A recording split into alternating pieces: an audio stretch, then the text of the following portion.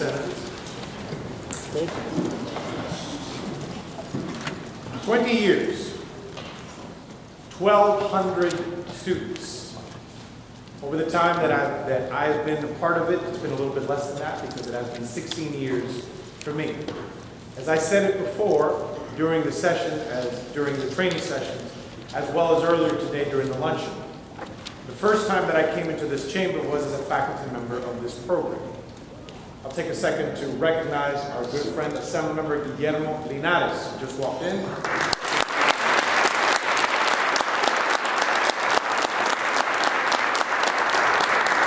Assembly member made history when he was elected as the first Dominican American elected to the City Council in New York City, and he was the first, certainly a rule breaker and a world record holder right there. But as I was saying, the first time that I came into this chamber was as a faculty member of the Senate, and as you could tell by the fact that I was kind of rah-rahing my good friend in the corner, Senator Scott, I get to sit in that corner right now. My chair is right there. It has my name on it. But as I said before, and I'll say it again, it is not to pat myself on the back that I say this to you. It is to remind you that the first time that any of you have been in this chamber is today. But the time that you spent over the last couple of weeks thinking about policy, thinking about just one policy, thinking about, as we spoke about in the training, you have ideas and values and how those ideas and values turn into policy, turn into governmental action, and the impact that that can have, positive or negative, on the communities that you come from, the communities that you are model representing.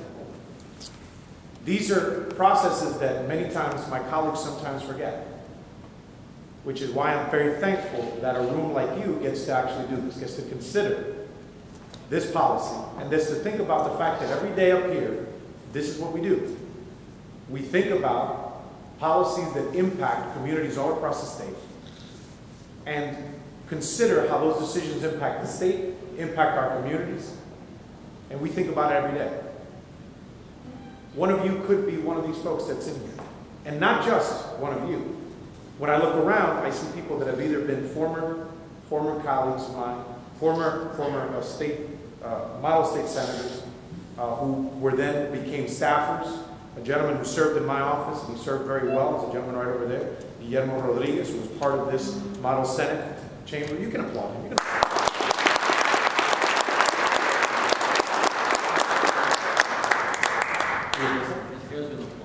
No, his hair never falls down. It's like it's like a helmet. He wears it.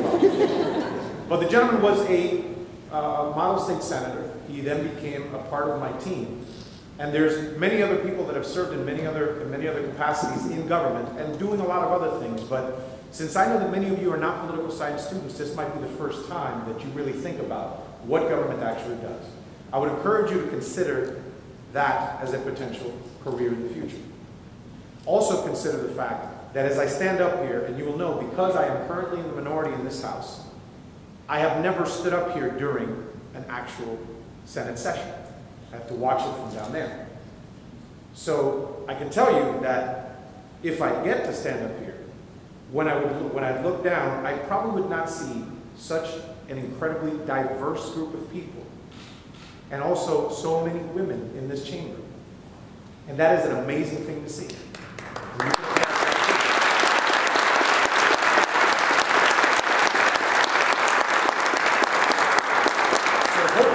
This experience in the last couple of weeks will give you an opportunity to think about government and think about policy making as something that you might do in the future. And think about the fact that you have the potential to be one of these folks that is making policy either here in this chamber, in the chamber across the hall in the Assembly, maybe in the City Council, maybe working in one of these places, and not necessarily as the person who's elected. Because I'll tell you, if I didn't have the amazing staff that I have, I wouldn't be able to do my job at all. You can be one of those folks. Consider it as something you might do in the future. And consider the fact that we need you, whether you choose to be in government or not, we need you to be part of the process. We need you to be civically active. We need you to go back to your communities and make sure that they're civically active. Because in this beautiful room, we do this in this beautiful room, in this beautiful chamber. And as I said over there, remember what I said during the luncheon. There's 63 of us here, 150 across the way. Governor, State Attorney General, and State Controller are downstairs. That's 216 people, and we do it in this beautiful building. It is real easy to come up here, have everybody tell us how awesome we are, and forget why we come up here to begin with. So make sure that you maintain your civic participation. Not only voting, but going and talking to your elected officials, knowing who they are, nudging them, encouraging them, maybe protesting every once in a while. Everything that's necessary to move them so that they know that the decisions that we make up here impact your communities every single day. I thank you for being a part of this program. I'm immensely proud to be a part of this program, and as long as they'll have me, I will be a part of it. But I do hope that I can get one of them. I heard you, Charlie. I heard you. But I am very glad to see you here. We're going to have a little bit of more time with the chamber, so let's make sure that we respect it. But we're going to get to take pictures up here, down there. Enjoy it, and make sure that this is not the last time that you come up here to Albany. Thank you so much for being a part of the program.